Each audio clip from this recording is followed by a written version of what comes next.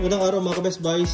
So meron tayong 4 na generator ngayon. May papadala sa iba't ibang lugar sa Pilipinas. So simulan nga natin dito sa Philking 10,000 STRA. Napakamabenta ngayon sa atin ito. Meron ka ng generator na automatic na nabubuhay at automatic na namamatay. Kasi nga siya ay ATS ready. Meron na rin siyang digital display or digital controller. So nandiyan na lahat yung diagnostic natin. Lahat ng failure dyan madidetect na. Unlike dun sa iba na display lang talaga, walang controller. Ang ganda pa ng function nito dahil yung kilowatt consumption mo or yung output ng kilowatt mo ay pwede mong kontrolin.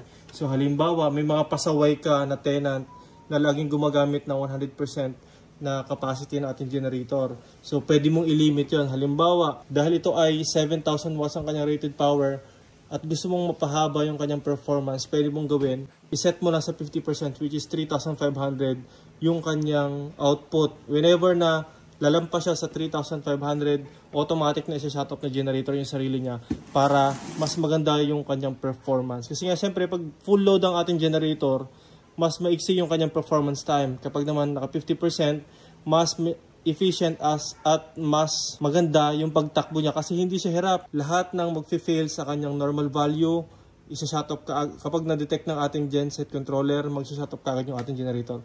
Kaya naman mas mapapahaba natin yung ating lifespan ng generator. Ang kagandahan pa dito sa generator na ito mga ka-Best Buys, meron siyang 3 paraan ng pag-i-start. So ito nga yung una, yung automatic na nabubuhay at saka automatic na namamatay kapag nawala at bumalik yung kuryente. Yung ating ATS, ito ay 60 amperes mga ka-Best Buys, no?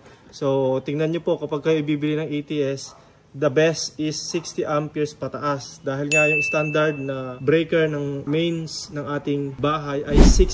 Kaya naman dapat perfectly paired yung ating ATS at saka yung main ng ating bahay. Kapag yung generator natin ay 30 amperes lang, yung nakalagay sa ATS, tapos 60 amperes yung main natin, hindi siya tugma mga ka-Best Buys. Kaya naman, piliin nyo ng maayos yung ATS na bibilihin ninyo.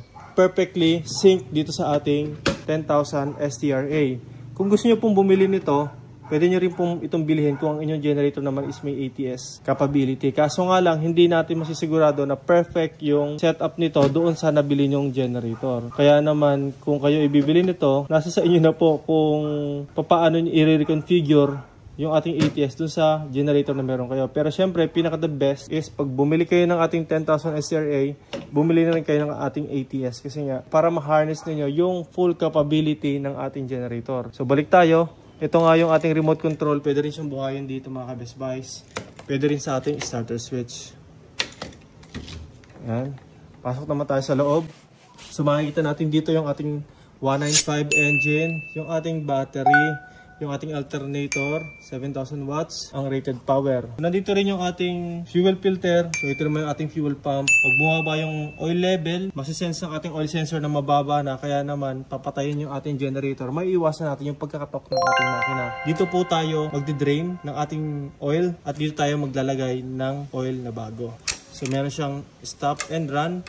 Ito yung manual na pagpatay at pagbuhay ng ating generator. So, siyempre, kapag gagamitin natin lagi, ay nakarun. Punta naman tayo sa likod mga ka-Best Buys. So, ito yung likod niya mga ka-Best Buys. Regulator, solenoid, yung starter natin. AVR na intelligent. So, hindi po lahat ng AVR na nasa market is intelligent na. So, ano ba yung intelligent type mga ka-Best Buys? Kapag bumaba sa 220 at pag mas mataas sa 230, kusa pong mamamatay yung ating generator. Kung ang nabili nyo ay intelligent AVR pero wala naman kayong digital controller, useless din yun mga ka-Best Buys. 195 engine. Dalawa po yung ating access para sa oil inlet. Kahit saan tayo mas convenient na maglagay, pag pinas natin yung ating generator, pwede po tayo maglagay doon. So yung ating generator na ito ipapadala natin kay Sir Nicholas Arañez Banzon dyan sa Tagbiliran City, Bohol. So i-start niya yung ating generator muna mga ka-Best Buys. Dapat meron na siyang langis at meron na rin siyang diesel. Saksak na rin natin yung ating battery kasi hindi mabubuhay ito nang walang battery. Starting mode ng ating generator ay nakadepende sa battery. So wala itong manual kasi mga ka-Best Buys, kapag wala rin namang battery, hindi rin naman mag-o-open yung ating valve dito.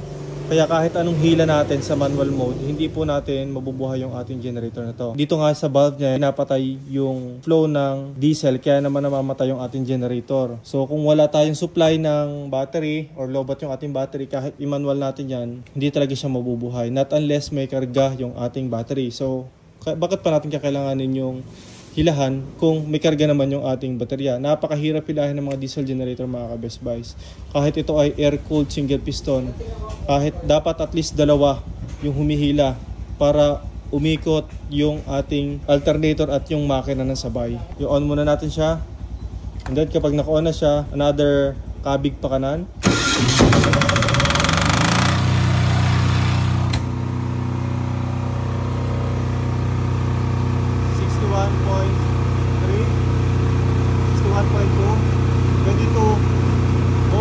0 yung kanyang runtime. Ito naman yung kanyang current. Battery voltage niya 13.3. 0 yung runtime. Ayan. So i-off na natin.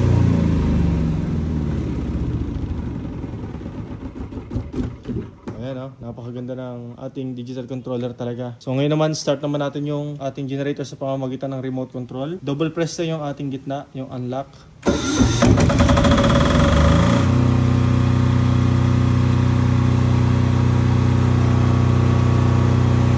And syempre yung off natin na dito.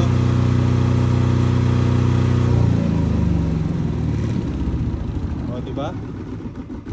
Lamang na lamang talaga tayo sa specification. Itong 10 kVA natin mga ka-Best Buys ay may 192 engine, 7,000 watts na rated power, 8,000 max power, fully automatic nga dahil meron siyang ATS. Ito yung box na kumokontrol sa automatic na pagbuhay at pagpatay ng ating generator. So iset up muna natin ito. Unahin natin itong sa genset output. Yung ating 5-pin ATS cable. Isunod natin yung supply ng ating mains. Dito makikita kasi natin yung mga indicator lights niya. Kung connected yung mga supply, yung ating house net niya, ito yung pula. Yung generator natin kulay green. Paano nga pala kung magkasabay yung ating house net at yung ating generator? Magkakasalubong ba? So hindi mga ka-Best Buys. One way lang yung supply na pinapayagan ng ating ATS. Kaya naman, kahit magkasabayan, isa lang yung magsusupply dyan. It's either the house net or yung ating generator. Siyempre, pag brownout, mga ka-Best Buys, generator yung nagsusupply doon. Pagbalik ng ating main power or yung ating power galing sa co-op, buhay yung generator at buhay din yung ating main supply or yung ating grid power. Pero, hindi yan nagkakasalubong. Ang binibigyan ng priority doon is yung ating generator muna, and then tumagal na ng 10 seconds at stable na nga yung supply ng ating grid power. Saka itina-turn on or sinishift ni ATS yung power kay house net. Kaya naman papatayin naman yung generator. So ito naman yung auto indicator para makita natin kung automatic on or naka-off yung ating ATS. Kapag naka-automatic yan mga ka-Best Buys, ibig sabihin kusang mabubuhay at kusang mamamatay yung ating generator. Kapag naman naka-off, ibig sabihin hindi siya mabubuhay ng kusa. Naka-manual mode yun. So kapag umalis tayo, hindi siya automatic na mabubuhay at mamamatay yung ating generator. May iwasan natin pagkabuhay ng generator kung saan kukonsumo tayo ng diesel na wala namang nakikinabang. Pero kung tayo naman ay may mga standby appliances na hindi dapat nawawala ng supply, lagi dapat naka-on yung ating automatic. Tulad nito. So may ilaw siya. Kapag in-off naman, dapat mawala yan. Okay? Yung failure naman, nagdi-detect kung merong failure o wala. Yan, naka-on yung failure natin pero nawawala. Naka-automatic na siya mga ka-Best Buys. Ito yung normal na functioning ng ating main power or ng ating grid power. May supply yung ating bahay at dapat pag na-brown out mga ka-Best Buys, mag-automatic yung ating generator. So, pag ba-brown out natin mga ka-Best Buys at dapat magkikikin si generator at magsusupply nga sa ating bahay. Pala mga ka-Best Buys, nakita natin yan nakababa. Dapat yan ay nakataas. Para pagka nag-supply yung generator, papasa niya kay ATS. ATS naman ipapasa niya sa ating bahay. Okay, so i-off na natin. So nawala ng kuryente, dapat mag-automatic yung ating generator.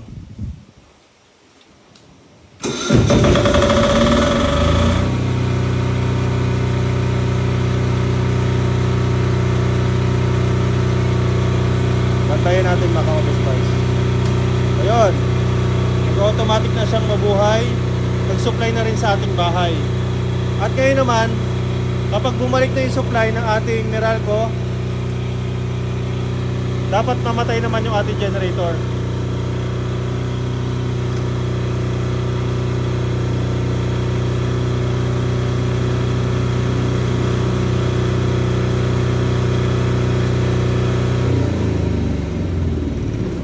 Yan. Ang lupit, di ba mga ka-Best Buys? So, ito na yung pinaka-the best sa generator kung around 7,000 pababa yung power requirement ninyo at kung ang inyong naiwan sa bahay ay mga babae, matanda, may kapansanan na kailangan ng sustainable na supply ng kuryente, ito na yung pinaka-the best para sa inyo, lalong-lalo na kung diesel generator ang hanap ninyo. Siyempre, pag diesel generator mga ka-Best Buys, mas matipid dyan kaysa sa ating gasoline. Kasi nga, ang power output na nabibigay nito ay 7 kVA, pero yung consumption nyo lang is around 1 liter to 1.5 to 2 liters, depende nga kung gaano karami yung load niyo. Kapag kasi mga 7 kilowatt na gasoline generator mga ka-Best Buys, automatic yan.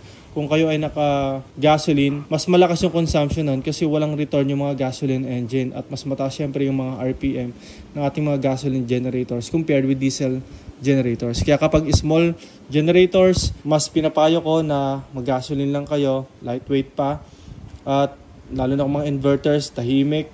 Kapag naman mas malaki na power output, mas maganda, diesel generator kayo.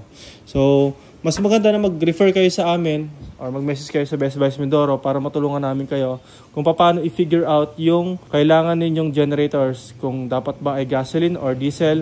Pagtugmain natin ito, depende sa inyong pangangailangan. Okay? So, yan po yung kay Sir Nicholas Aranyes Banson dyan sa Tagbilaran City, Bohol. Ito nga pala yung kanyang serial number mga ka-Best Buys.